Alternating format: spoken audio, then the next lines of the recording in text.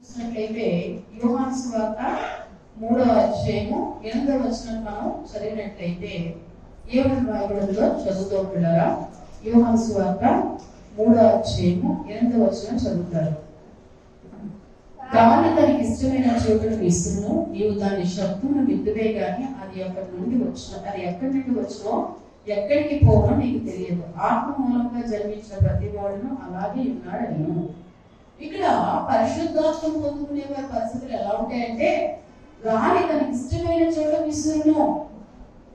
గాలి ఏం చేస్తుందంటే తనకి ఇష్టమైన చోట విసురును. రెండో మాట ఏమని చెప్తున్నారంటే, నీవు దాని శబ్దమును విందువు కానీ అది ఎక్కడి నుండి వచ్చినో ఎక్కడికి పోనో నీకు తెలియదు. ఆత్మ మూలంగా జన్మించిన ప్రతి వాడును అలాగే ఉన్నాడను. హల్లెలూయా. కనుక ఈరోజు బైబిల్లో మనం నేర్చుకోవాల్సింది ఏంటంటే, గాలి అనేది మనిషికి కనబడదు కానీ దాన్ని అనుభవిస్తాం. అంతేనా? దేవునిస్తాం. గాలి అనేది ఎవరికి కనబడదు, దాన్ని అనుభవిస్తారు. అదే ఆ గాలి లేకపోతే ఈరోజు జనము బ్రతకడం కష్టం, ప్రాణం ఆడటం కష్టం. ఇంకా గాలి లేకపోతే మనిషి బ్రతకడానికి అవకాశమే లేదు. ఏ ఆక్సిజన్ సిలిండర్స్ ఏమో పెట్టుకొని బ్రతకాలి. దేవుని స్తోత్రం. అయితే బైబిల్ చెప్తుంది, ఇలా కనిపించలేని గాలి ఎక్కడి నుంచి వస్తుందో ఎక్కడికి వెళ్ళిపోతుందో కూడా తెలియదు. ఈ రోజు మనం పరిశుద్ధాత్మ నడిపింపు కాలంలో ఉన్నాం. పరిశుద్ధాత్మ నడిపింపు కాలం అంటే పరిశుద్ధాత్ముడు మనకు కనిపించడు కానీ ఆయన కార్యాలు ఆయన వచ్చేసి వెళ్ళిపోతాడు. అందుకే ప్రభువు యేసు క్రీస్తు వారు మరణించి తిరిగి లేచాక తన శిష్యులు చెప్తాడు, ఇగో నేను వెళ్తున్నాను కానీ మీ కొరకు నేను ఆదరణకర్తని పంపి ఉన్నాను. ఆ ఆదరణకర్త దేనికి సాదృశ్యం అంటే గాలికి సాదృశ్యం.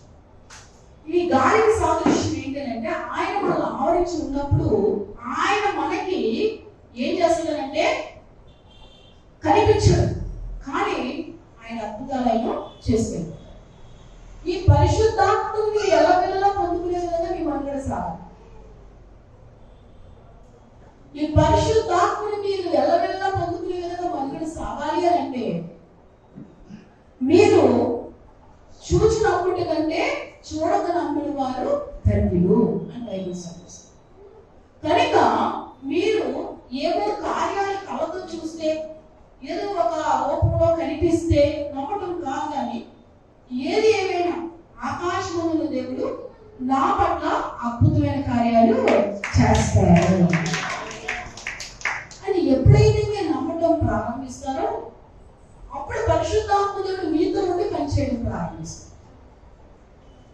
మీరు అలా నమ్మకుండా పరిశుద్ధాత్మ దేవుడు నాతోనే ఉన్నాడని మీరు అనుకున్నా సరే అది కరెక్ట్ కాదు. దేవుని స్తోత్రం. ఆదరణకర్త పరిశుద్ధాత్మ దేవుడు మీరు ఆవరించినప్పుడు ఆయన ఏ రూపంలో ఉంటాడంటే గాలి రూపంలో. చూడండి, ఒకసారి మనం ప్రార్థన చేసుకుంటే ఒక చల్లటి మంచినట్టు గాలి వచ్చి మనం తాగుతుంది. ఇదే ఎప్పటి వరకు అంతా వేడిగానే ఉంటుంది, చల్లటి మంచినట్టు గాలి తాగుతుందంటే పరిశుద్ధాత్ముడు మీ ప్రార్థన ఆలకించి మిమ్మల్ని ఆవరిస్తాడు. కొన్ని సందర్భాలలో పరిశుద్ధాత్మ దేవుడు వేడి గాలిలా వస్తాడు. అది ఏంటంటే చెమటలు పట్టేస్తే విపరీతమైన వేడి బాడీ అంతా అయిపోయి సడన్ గా షేక్ అయిపోతుంది. ఎప్పుడు మనం ప్రార్థన చేసుకునేటప్పుడు కానీ, ఆరాధనలో పాల్పంచుకునేటప్పుడు కానీ, దేవుడి సన్నిధిలో శ్రద్ధగా వాక్యం వింటున్నప్పుడు కానీ ఇలాంటి కార్యాలు జరుగుతూ ఉంటాయి. ఇదంతా దేని బట్టి జరుగుతుందంటే పరిశుద్ధాత్మ మిమ్మల్ని ఆవరించిన దాన్ని బట్టి మీరు ఆ కార్య సిద్ధి జరుగుతుంది. కనుక మీరందరూ గ్రహించుకోవాల్సింది ఏంటంటే, పరిశుద్ధాత్మ దేవుడు ఏ రకంగా మనల్ని ఆవరిస్తాడనే విషయంలో ఒక మాటగా చెప్పుకోవడానికి గాలి ద్వారా దేవుడు మిమ్మల్ని ఆవరిస్తాడు. గాలి అంటే చాలా మంది కొంతమంది వేరే రకంగా అనుకుంటారు కదా. ఏ రకంగా అనుకుంటారు? వాళ్ళకి ఏదో గాలి పట్టిందంటే అందుకే అలా మాట్లాడుతున్నారంటే, అందుకే ఇలా ఉన్నది, ఏదో పూడింది అంటే అంటారు. అలాంటిది కాదు. ఇది ఎలాంటిదంటే ఇది ఒక ఆత్మ నడిపింపుతో కూడినటువంటి గాలి. వ్యవస్థ అందుకే ఇక్కడ ఏమంటాడంటే, గాలి తనకి ఇష్టమైన చోటను విసురును, నీవు దాని శబ్దము ముందువే కానీ అది ఎక్కడి నుంచి వచ్చినా ఎక్కడికి పోనో నీకు తెలియదు. ఆత్మ మూలంగా జన్మించిన ప్రతి వాడు అలాగే ఉంటాడు. ఒకటి. రెండోదిగా ఈ ఆత్మ కలిగిన వారు ఎలా నడుస్తారట, వాళ్ళు ఏ టైంకి ఎక్కడ ఉంటారో తెలియదంట. వాళ్ళు ఎప్పుడు ఎలా వెళ్ళిపోతారో ఎటువైపు వెళ్తారో తెలియదంట. అదే ఇప్పుడు ఇక్కడే చూసాం కదా, ఇక్కడ అక్కడ కనిపించారండి దైవజనులు. లేకపోతే ఇక ఇక్కడ ఉన్నాడు కదా, ఈ పని మీద వస్తాం అనుకున్నాను కదా, అక్కడ వెళ్ళిపోయారంటే నేను రావాలనుకున్నా, నేను చెయ్యాలనుకున్నాను కదా, పరిశుద్ధాత్ముడే నన్ను ఈ రకంగా నడిపించాడు. గట్టిగా చెప్పగలరు. ఎందుకు నడిపిస్తున్నాడంటే నీవు ఏ క్షణం ఎక్కడ ఉంటే నీకు మేలో, ఏ క్షణం ఎలా మాట్లాడితే నీకు మేలో, ఎప్పుడు ఎవరిని కలిస్తే నీకు మేలో, అవన్నీ కూడా పరిశుద్ధాత్ముడు నీకు వివరిస్తాడు. ఆయన ఆత్మతో మీరు నడిపింపబడుతున్నప్పుడు పరిశుద్ధాత్మ దేవుడు మీ చెయ్యి పట్టుకొని ఆ ప్రాంతాలకి, ఆ స్థలాలకి, ఆ పద్ధతులకి నడిపిస్తాడు. అందుకే చెప్తున్నాడు దేవుడు, వీళ్ళు పరిశుద్ధాత్మ పొందుకునేవారు ఏ క్షణంలో ఎక్కడ ఎప్పుడు ఉంటారో మనకి తెలియదు. వాళ్ళకంటూ ఒక టైం కానీ ఒక పద్ధతి కానీ ఉండదు. అలాగే చెప్పండి, వాళ్ళు ఆయన నడిపింపుతో కొనిపోతూ ఉంటారు. దైవజనుడైనటువంటి ఏలియా ఆయన ఉన్నంత కాలం ఉన్నాడు. తర్వాత ఏమైపోయాడు? అహరోను అయిపోయాడు. అంటే సడన్గాలో ఎత్తబడిపోయాడు దేవుడిస్తూ. అలా వెళ్తూ వెళ్తూ గాలిలో కలిసిపోయినట్టుగా ఆయన వెళ్ళిపోయాడు. అప్పుడే ఆ దుప్పటి ఎవరి మీద వేస్తాడండి? ఎలీషా మీద వేస్తాడు. ఆ పరిశుద్ధాత్మతో నింపబడినటువంటి ఆ దుప్పటి దేనికి సాదృశ్యం అంటే ఒక కవచానికి సాదృశ్యం. అప్పుడు ఎలీషా మీద ఎన్ని అద్భుతాలు జరిగాయంటే 2 అద్భుతాలు జరిగాయి. ఎన్ని అద్భుతాలు జరిగాయండి? 2. కనుక మీకు అలాంటి అద్భుతాలు జరగాలంటే మీరు ఖచ్చితంగా పరిశుద్ధాత్మ దేవుని ఆవరించుకుని ఉండాలి. ఆయన మిమ్మల్ని ఆవరించినట్టుగా మీ దేహాలను మీరు శుద్ధిగా ఉంచుకోవాలి. మీ మనస్తత్వాన్ని మీరు కాపాడుకోవాలి. మీ యొక్క విధానాలన్నీ కూడా ఆయనకు నచ్చే విధంగా మీ మన ప్రవర్తన ఆయన దృష్టిలో అంగీకారం ఉండే విధంగా ముందుకి సాగాలి. ఆవే చెప్తాం, చెప్తాం.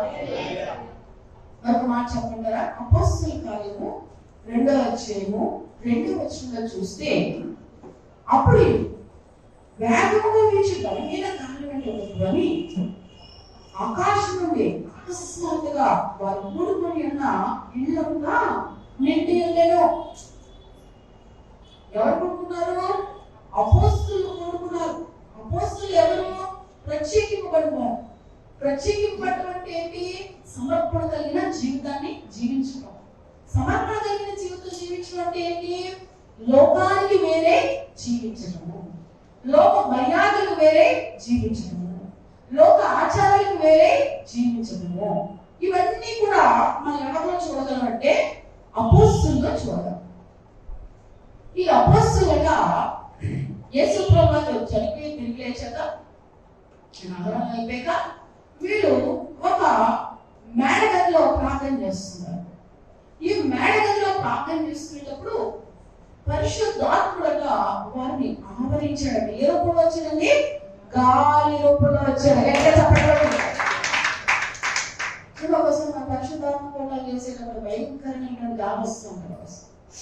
నేను అనిపిస్తుంది ఏంటి ఇప్పుడు ఇంత మంచి ప్రోగ్రామ్ చేస్తున్నాం, ఇంత మంచి ప్రార్థన పెట్టుకున్నాం, అందరూ రావాలని చెప్పి మనం తెలియజేస్తున్నాం, ఈ పరిస్థితి ఎందుకు వచ్చిందని ఆలోచిస్తూ ఉంటాను. పరిశుద్ధాత్మ మాట్లాడుతున్న మాటలు ఏంటంటే ఇక్కడ వాక్యంలో మరి పరిశుద్ధాత్మ మిమ్మల్ని ఆవరించేటప్పుడు, మీతో మాట్లాడేటప్పుడు ఆ రూపంలో మిమ్మల్ని ఏం చేస్తారంటే కమ్ముకుంటారంట. హల్లెలూయా. ఎప్పుడైతే ఆయన ఆ రూపంలో మనం కమ్ముకుంటాడో మన శరీరము, మన హృదయము, మన తలంపులు, మన ఆలోచనలు దేని బిడ్డ అయితే భారం అయిపోయో ఆ భారం నుంచి దేవుడు మనల్ని విడిపిస్తాడట. అందుకంటే ప్రయాసంతో భారం పోయించిన సమస్త జనులారా నా యుద్ధకు రండి, మీకు విశ్రాంతిని. మనిషి లోకంలో దేవుడు ఒకదాన్ని ప్రేమిస్తూ ఉంటారు. ఆ ప్రేమించిన దాంట్లో మొదటి స్థానం దేవుడికి ఇవ్వాలి. ఆ దేవుడికి ఇచ్చాక మన కుటుంబంలో ఉన్నవారిని, మన ఇంటి వారిని, మన కలిగిన వారిని, మన పరిస్థితుల్ని, చేస్తున్న పనుల్ని ప్రేమిస్తూ గౌరవిస్తూ ముందుకు సాగిపోయేవారు. కానీ మనం ప్రేమించే విషయం మొదటి స్థానంలో ఎవరికి ఇవ్వాలండి? దేవుడికి. ఎందుకు ఇవ్వాలమ్మా దేవుడికి అంటే ఆయన మిమ్మల్ని ఆవరించి ఉంటేనే కానీ మీకు వీలుగా నిలబడలేదు, మీ కుటుంబం నిలబడలేదు, మీ కుటుంబ పరిస్థితులు కూడా సరి చేయబడాలి. ఇవన్నీ సరి చేయబడాలంటే ఒక్క పరిశుద్ధాత్మ దేవుడు మాత్రమే ఆవరించగలరు. చెప్తాం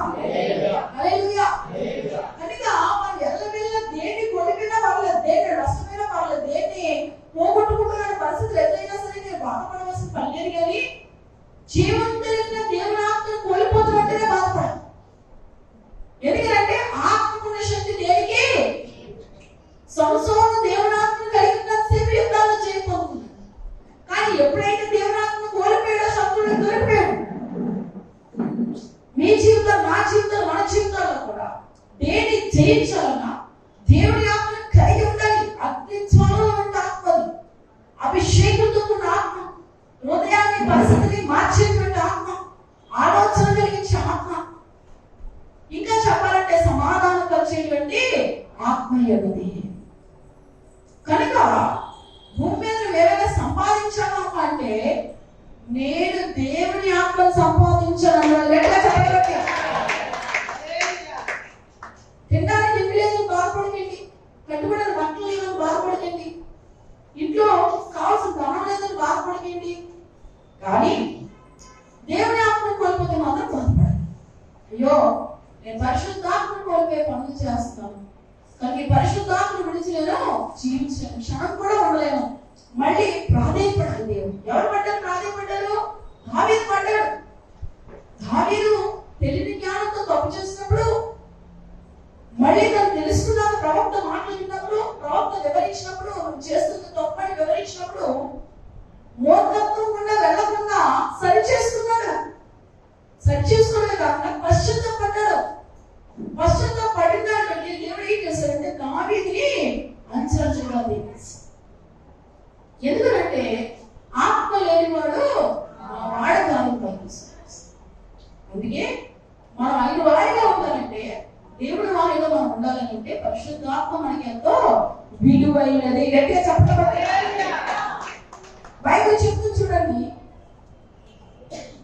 మత్తయి సువార్త 3:13 మారు మనసు నిమిత్తముగా నేలలోనికి బాప్తిస్మం ఇచ్చుచున్నారైతే నా వెనుక వచ్చుచున్నవాడు నాకంటే శక్తిమంతుడు, ఆయన చెప్పులు మోయటగలిగిన పాత్రుడుగాను, ఆయన పరిశుద్ధతలోను అగ్నితోను మీకు బాప్తిస్మం ఇచ్చుచున్నాడు. ఎవరు చెప్తున్నారు ఈ మాట? యోహాను చెప్తున్నాడు. ఎవరితో చెప్తున్నాడు? ఆయన దగ్గర బాప్తిస్మం తీసుకోవడానికి వచ్చిన వాళ్ళతో చెప్తున్నాడు. ఆయన దగ్గర ఎవరు బాప్తిస్మం తీసుకున్నారట? ప్రభువా యేసుక్రీస్తువారు.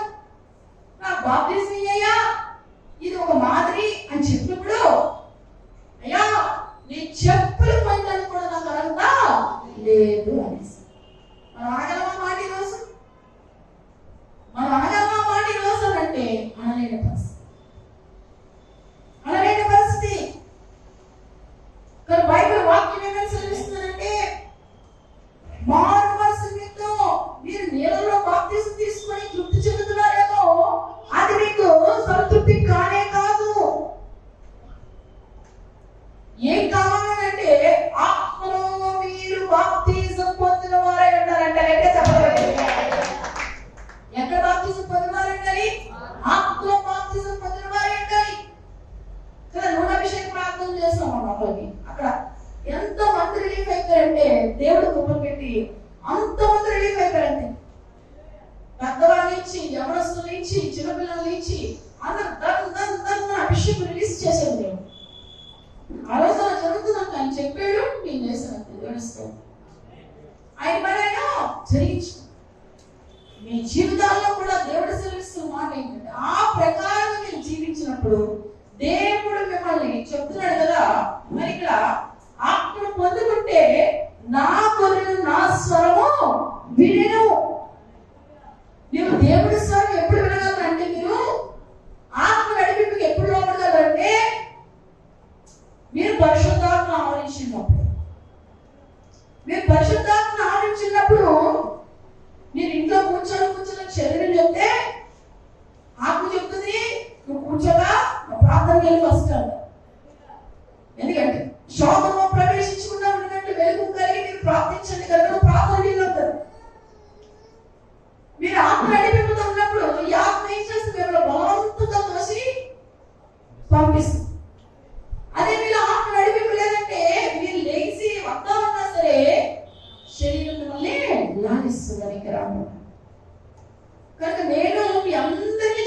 విషయం ఏంటి అంటే, మీరు ఖచ్చితంగా నీళ్ళ బాప్తిజంతో తృప్తి పొందకుండా ఆత్మ బాప్తిజం పొందుకోవాలని ఆశ కలిగి నిత్యము కూడా దేవుని మీరు మోకరించి అడిగే వరంగా ఉన్నారు. ఏమని అడగాలంటే, తండ్రి నాకు నీటి బాప్తిజం ఇచ్చాడు, వందనాలు, ఆత్మ బాప్తిజాన్ని పొందుకునేటువంటి ధన్యతలు ఇవ్వని అడగాలంటే చెప్పడం. ఎందుకంటే నీ ఆత్మ ఎప్పుడైతే దేవుని ఆత్మతో మిళితమై ఉంటుందో నీలో ఉన్న మలినాలన్నింటినీ కాల్చేస్తుంది, నీలో ఉన్నటువంటి అపవిత్రతని కాల్చేస్తుంది, నీలో ఉన్నటువంటి అవినీతిని కాల్చేస్తుంది, నీలో ఉన్నటువంటి అనాలోచనని కాల్చిపడేస్తుంది. సో అప్పుడు ఏమవుతుందంటే, మీరు దేవుని ఆత్మతో కలిసినప్పుడు ఆయన స్వరం ఎప్పుడు వినిపించినా సరే సమయాన్ని బాలుడు విన్నట్టుగా మీరు కూడా ఈ స్వరాన్ని విని తక్కువ చెప్పిన పనులు చేయగలుగుతారు. లేకపోతే ఎంత చెప్పినా సరే చెవులో చెవులో బోధవుతుంటే మళ్ళీ తెలుస్తుంది. కనుక బైబిల్ చెప్తుంది ఏంటంటే, మరి మీరందరూ కూడా నేర్చుకోవాల్సింది ఏంటంటే పరిశుద్ధాత్మని పొందుకోవాలి. కనుక ఈ యొక్క పరిశుద్ధాత్మ ఎలాంటిది అంటే, మీ ఆత్మ మీ కుటుంబంలో ఏ పరిస్థితులు పెట్టేది మీ బలహీనమైపోయారో ఆ పరిస్థితుల్లో మిమ్మల్ని లేవనెత్తి ఒక ఉన్నతమైన స్థాయికి నడిపించే శక్తి పరిశుద్ధాత్ముడు మాత్రమే. మరొక మాట ఏమంటుందంటే, తీతు 3:5 చూస్తే, మనము నీతిని అనుసరించి చేసిన క్రియల మూలంగా కాగా తన కనికరము చూపిన పునర్జన్మ సంబంధమైన స్నానం ద్వారా పరిశుద్ధాత్మకు నూతన స్వభావం కలుగజేయడం ద్వారాను మనలను రక్షించును. ఇక వాక్యం ఏంటంటే, మన నీతి వల్ల అంటే మనం మంచి పనులు చేస్తాం కదా. ఏం చేస్తాం మంచి పనులు? ఎవరికైనా తెలుసా? చెప్పండి, ఎవరైనా మంచి పనులు ఏం చేస్తుంటాం మీకు తెలుసా? ఏమన్నా చెప్పండి, ఎవరైనా మంచి పనులు చేస్తాం కదా, ఏదో చెప్పండి. Very good. ఇంకా సువార్త చేయడం, చెప్పాల్సిందిగా ఆత్మ సంపాదించడం, ఇంకా ఇతరుల కోసం ప్రార్థన చేయడం, ఇంకా ఏమండి ఆపత్తో ఉన్న అన్నం పెట్టడం, వేరే వాళ్ళకి అన్నం పెట్టడం, మళ్ళీ చెప్పండి. మనం కనిపెట్టుకుంటూ ముందుకు వెళ్తాం. ఏదేమైనా అందులో సువార్తని నిర్ణయం చేస్తే ఆ దరిద్రత నుంచి, ఆ బంధకాల నుంచి వాళ్ళు విడుదలపడతారు. గట్టిగా చెప్పలేదు. హల్లెలూయా, హల్లెలూయా. వీరికి అంటే ఎవరికంటేనంటే అన్నింటిలో కరెక్ట్ గా ఉంటూ జరగలేని పరిస్థితులు ఎంతో మంది ఉన్నారు. అలాంటి వారి సాంక్షుల్లో తప్పలేదు. దేవుని స్తోత్రం. కానీ బైబిల్ ఏమని చెప్తుందంటే, మనం నీతిని అనుసరించి చేసిన మంచి క్రియలన్నీ కూడా కాకుండా ఆయన కనికరం చెప్పే పునర్జన్మ సంబంధమైన స్నానం ద్వారా పరిశుద్ధాత్మ మనకు నూతన స్వభావం కలుగజేసిన ద్వారా మనల్ని రక్షించును. ఎవరికి జరిగింది పునర్జన్మ? ఎవరికి జరిగింది? కుష్ఠరోగంతో బాధపడుతున్న నయమాన్ని చూస్తూ బ్రతికే ఉన్నాడు. తన శరీరం అంతా దేంతో ఉందండి? కుష్ఠుతో ఉంది. ఆ కుష్ఠుతో ఉన్నప్పుడు దేవుడి మాట, పరిశుద్ధాత్మ మాటకి ముందు లోపల అన్నాడు. ఆ లోపలనే పరిస్థితులు పక్కన పెట్టి లోపలయ్యా అని చెప్పి అక్కడ ఉన్న వాళ్ళు కౌన్సిలింగ్ చేసినప్పుడు, సరే అయితే నేను మా వెళ్తానని చెప్పేసి 7 మార్లు మునిగాక దేవుడు ఏం చేస్తుందండి? ఆయన కుష్ఠు నుంచి విడిపించాడు. అంటే ఏమి ఇచ్చినట్టు? పునర్జన్మ ఇచ్చినట్టే. ఎందుకంటే ఈ జబ్బు ఏంటో బాబు నా జీవితాన్ని నేను ఎంతకాలం నేర్చాడు, అతను ఈ బాధ ఏంటో బాబు ఎంతకాలం నేర్చాడు. కానీ స్వస్థత వచ్చిందంటే ఒక వైద్యుడు రాలేదు. ఎవరు వచ్చిందండి? చెప్పలేదు. ఎవరు వచ్చింది? ఆయన కనికరమును బట్టే వచ్చింది. గట్టిగా చెప్పలేదు. ఈరోజు మనం ఎలా ఉంటే మన భక్తి, మన శక్తి, మన నడక కాదు, ఆయన కనికరం అనేది ఉంది. అందుకే ఆయన కనికరం కలిగిన మీరు ఆయన స్వరానికి మనము లోపడతాము కాక. ఎంత లోపడితే దేవుడు అంతా మనల్ని దీవిస్తాడు. నెక్స్ట్ మాట ఏమని చెప్తున్నాడంటే, లూకాసు 4:18 ప్రభు ఆత్మ నా మీద ఉన్నది, వీధులకు సువార్త ప్రకటించడానికి ఆయన నన్ను అభిషేకించు. దేనికి పంపిస్తున్నాడంటే ఆయన నన్ను అభిషేకించాడు. దేనికి? వీధులకు సువార్త ప్రకటించమని. సువార్తను ఎలా ప్రకటించాలి? కక్ష చేతైనా, విష చేతైనా, ప్రేమ చేతైనా, దేని చేతైనా సువార్త చేయడం నా జీవితంలో అలవాటు చేస్తాను. నేను చెప్తున్నాను తోటతనం వాళ్ళందరికీ,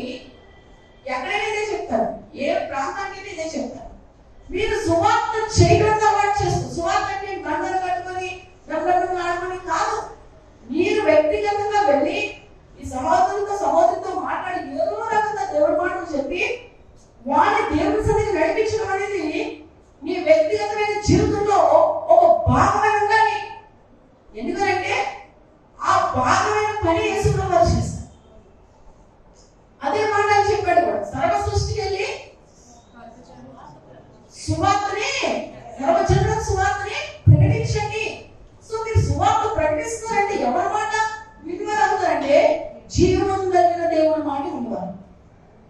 జీవం కలిగిన దేవుని మాట వినటువంటి సువార్త ప్రకటించినప్పుడు నాకు కొంతమంది తెలుసు. వాళ్ళు ఏం చేస్తారంటే వీళ్ళు తీసేది అంటే ఇష్టండి అదే చెప్పండి